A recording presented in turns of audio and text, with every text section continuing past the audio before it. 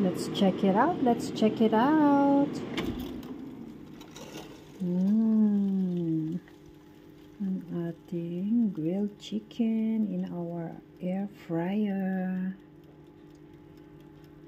Ready na siya soon.